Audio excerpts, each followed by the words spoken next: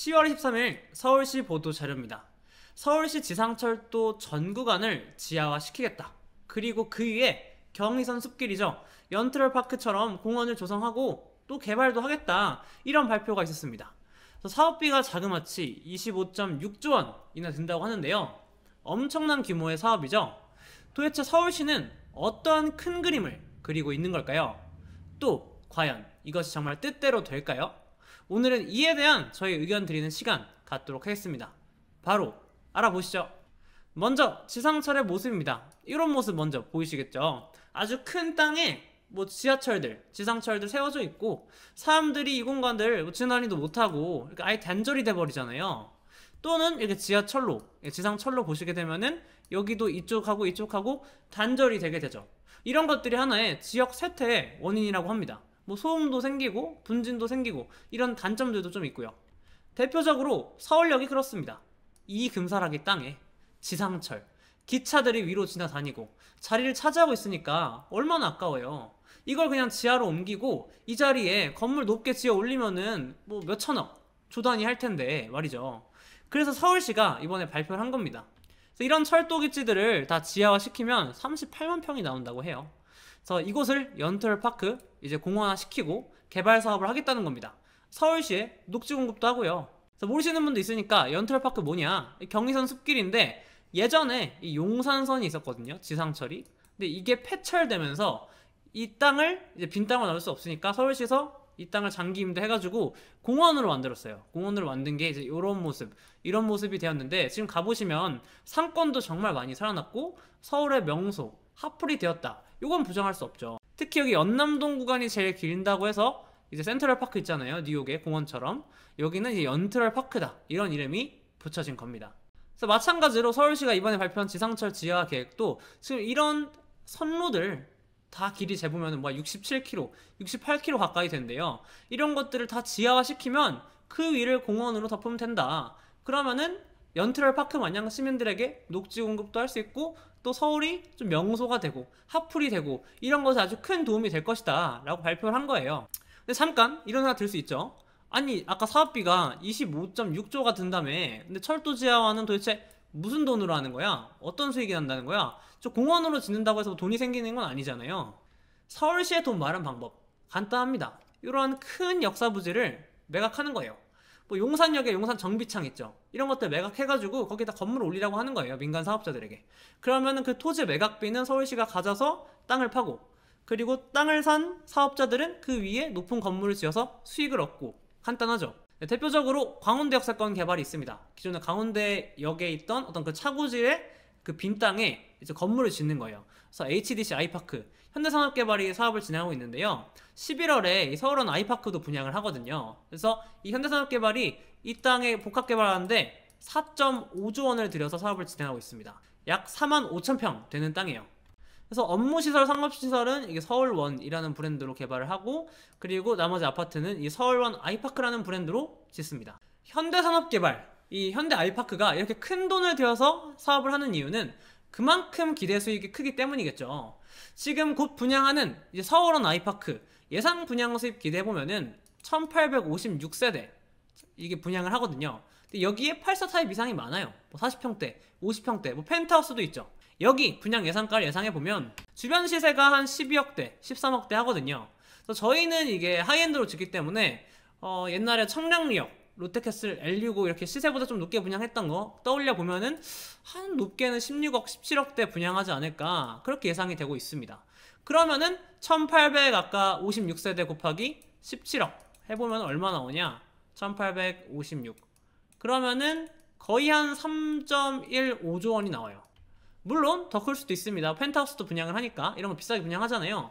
그래서 여기에 더해 추가 레지던스나 아까 복합시설, 업무시설 이런 거 분양 수입, 빌딩 수입 감안하면은 아마 아이파크 입장에서도 현대산업개발 입장에서도 4조 천억 들여도 충분히 사업성이 나온다라는 계산이 섰던 거겠죠. 그래서 서울시 발표자를 보게 되면은 이 사업성 추산이 나오는데 정부 지원 필요 없이 서울시 따로 재원 필요 없이 전체 조달 비율이 121%. 이게 무슨 말이냐? 토지만 매각하면은 사업비를 다 충당하고도 남는다는 거예요. 21%가. 그래서 사업비가 총 15조, 10.6조에서 25조 6천억이 드는데 총 분양 수입이 31조가 나오기 때문에 뭐 한 5조에서 6조 정도가 수익으로 나온다는 거 예상이 되는 거죠.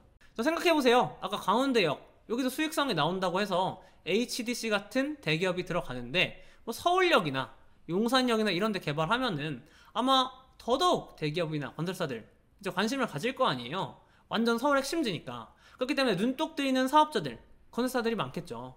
그래서 철도 개발 대상지를 보게 되면은 위와 같습니다. 대상은 이제 경부선 일대 이쪽, 그리고 경원선 일대 이쪽에 두 가지를 나눠서 진행을 해요. 총 길이가 67.6km 정도입니다. 67.6km 정도고 지하철역은 39개역을 이제 개발할 예정인데 대표적으로 뽑히는 게 아까 말씀드린 서울역, 용산역, 뭐 서빙고, 노량진, 영등포, 왕십리, 청량리, 광운대, 창동역, 뭐 도봉산역 뭐 이런 것들이 나오고 있습니다. 또 여기서 뭐 추가로 업무지구 나오는 게 뭐 DMC 과자역도 있고 또 구로 디지털, 가산 디지털 단지 이쪽 근처도 개발을 하고요. 그래서 이런 지하철역들의 개발 압력이 조금 더 세지는 어떤 그런 효과가 나타날 거라 보고요. 또 예상 공사 시작이 2028년인데 완공이 전체 다 끝나는 사업 기간이 2045년이라고 해요. 한참 남았긴 하죠. 그래서 어쨌든 사업 규모 자체가 엄청나다 보니까 뭐 다른 전문가들 영상도 보니 뭐 투자 기회가 생기는 것 같다, 뭐 불을 쌀 기회가 생겼다, 뭐 이런 말씀까지 하시는 분도 계시더라고요. 그래서 맨 처음 질문, 이 지상철 전 구간 지하 서울시 뜻대로 정말 다 이루어질 수 있을까? 이에 대한 제 의견을 일단 드려보면은 지금까지 설명 다 드렸으니까 전 구간 지하는 아까 서울시 목표로 했던 2045년보다 더 걸리거나 아니면 솔직히 현실 가능성이 없다고 봅니다. 일단 사업을 하려면 어떻게 해야 돼요? 비용보다 수익이 더 커야 되잖아요. 그렇다는 것은 일단 알아보면은 사업 시작을 어디서부터 할까? 당연히 사업성이 높은 구역부터 선도 구역으로 지정을 해서 사업이 진행되겠죠. 그래서 아까 이 경부선 일대가 경원선 이쪽 라인보다 사업성이 더 좋다, 여기에서 좋다라고 말씀드렸었잖아요. 그러니까 당연히 경부선 일대 어디겠어요? 용산역 또는 서울역 이런 쪽부터 개발을 하겠죠. 그리고 나머지 이제 수익이 안 나는 비용이 더 큰 이런 사업들은 나중에 후순위로 밀릴 겁니다. 이게 당연하죠. 왜냐면은 민간 사업자들이 인센티브가 있어야 되는데 토지를 매입하고 또 분양을 해야 될 거 아니에요. 근데 당연히 입지 좋고 사업성 좋은 것들을 먼저 하겠죠. 입지 안 좋고 사업성 안 좋은 것들은 민간 건설사든 민간 사업자든 토지 매입을 안 할 거고 사업을 진행을 안 하려고 할 거니까. 그래서 용산역, 서울역 일단 먼저 될 거라고 보고요. 일단 서울의 얼굴이기도 하고 핵심이기도 하고 개발 부지도 뭐 용산 정비창 부지 보기에는 엄청 크잖아요.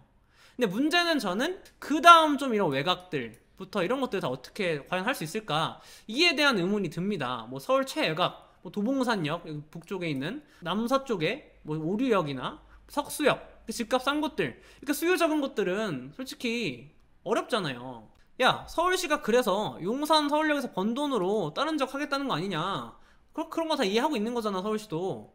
근데요, 저는 아까 그 경부선 쪽에 사업성이 좀 많이 나왔잖아요. 근데 과연 그렇게 될까? 그것도 한번 의심해 볼 필요가 있다 봅니다. 경부선 수익률이 아까 155% 잡았던데 비용보다 수익이 55%더 크다 라고 나왔던데 정말 그렇게 여유있게 사업성이 나올까요? 저는 이제 수익률이 이 155가 아니라 한 100% 붙는 순간 이제 나머지 좀 외곽들은 솔직히 사업 못한다고 봅니다. 민간 사업자들이 외곽일수록 사업성이 안 나오는 거 뻔히 알 거고 안 들어오려고 할 텐데 이게 과연 가능한가, 실현 가능한가. 또 67.6km제곱미터입니다. 엄청난 크기인 거죠. 그래서 저 수많은 역을 다 개발해서 거기에 뭐 복합시설 짓고 하면은 과연 분양이 될까, 뭐 이런 의심도 들고 수익성이 나올까, 이런 의심도 드는 거죠. 솔직히 저는 이런 생각, 이런 의심도 또 생겼습니다. 뭐 서울시 자체가 용산역을 빨리 개발하고 싶은데 또 서울역을 빨리 개발하고 싶은데 이게 용산역, 서울역에만 이렇게 인센티브를 줘버리면은 다른 서울 시민들, 다른 지역에 사시는 시민들에게 욕먹을 거 아니에요. 그니까 균형 개발이라는 탈을 쓴 거죠. 특히 최근에 용산역 개발 언제 하냐 이런 이야기도 많이 나오고 있었고 또 용산역도 사실 뭐 관심이나 뭐 사업 진행 속도가 그렇게 빨라지는 느낌은 아니었잖아요. 그렇기 때문에 이번 기회에 한번 펌핑 해주고 사업자들도 군침 돌게 하고 국민들 관심도 한번 받게 하고 이런 목표로 한번 이런 발표를 하지 않았을까. 물론 이건 저의 내피셜입니다. 근데 어찌됐든 저는 이번 서울시 전구간 철도 지하화 이런 계획은 결국 저는 용산역, 서울역 개발하려고 이런 것이 아닌가라는 생각이 듭니다. 그래서 투자 인사이트는요 결국 똑같아요. 좁혀봐야 됩니다. 처음 발표를 보고는 제가 와 이제 뭐 서울시는 그냥 끝났네, 서남권 강북권 난리 났네, 이런 생각이 들었다가요, 또 곰곰이 생각해보니까 이거 지금 지하철 공사비 급증한 상황에서 이 모든 역의 개발 수요가 다 몰릴 수 있을까? 이런 의심도 들었고요. 그렇기 때문에 결국에는 단기적으로 되는 곳은 아마 사업성 좋고 입지 좋고 뭐 가격 높은 용산 쪽, 서울역 쪽이 아닌가. 물론 이것도 빨라봐야 한 15년 걸리겠지만요. 그래서 결론은 결국 좁혀봐야 한다. 결국 오르는 데만 오를 거다. 기존과 다를 바 없다. 저희가 늘 말씀드렸던 것들이죠. 서울역, 용산역 스타트 될 거고요. 또 좀 넓게 보더라도 개발 진행되는 것들은 여기 이제 그림 나오는 라인 정도, 뭐 영등포, 노량진, 서빙고, 왕십리, 청량리, 광운대역, 창동역 이미 진행되고 있거나 또는 좀 사업성이 괜찮은 곳들, 그런 곳들 위주로 붐이 불 것 같고요. 또 우리가 투자를 한다, 부동산 투자를 한다 하면은 당연히 이러한 역 근처에서 좀 그래도 재개발이든 재건축이든 사업성이 나오는 그런 곳들만 투자를 해야지, 또 그 지역에 뭐 지하철역 막 개발된다고 해가지고 뭐 아무거나 산다, 사업성 개판인데 산다, 이런 것들은 아니라는 겁니다. 그러니까 기존과 똑같다는 거예요. 그러니까 서울역, 용산역 여기 뭐 아파트 지으면 신축 뭐 20억, 30억 될 수 있다. 그러면 사업성 조금 안 좋더라도 1대1 재건축 느낌 나더라도 뭐 재개발 재건축 추진해 볼 수 있겠죠. 근데 그것보다 하단 뭐 아파트 값이 뭐 15억, 10억 초중반 이렇다면은 여전히 사업성이 좋아야 한다. 그래야지만 재개발이든 재건축이든 진행이 될 수 있다. 이렇게 정리해 볼 수 있을 것 같습니다. 네, 어떠셨나요? 오늘은 지상철 전 구간 지하 발표 내용을 정리해드리고 과연 이게 서울시 뜻대로 진행이 될 수 있을까?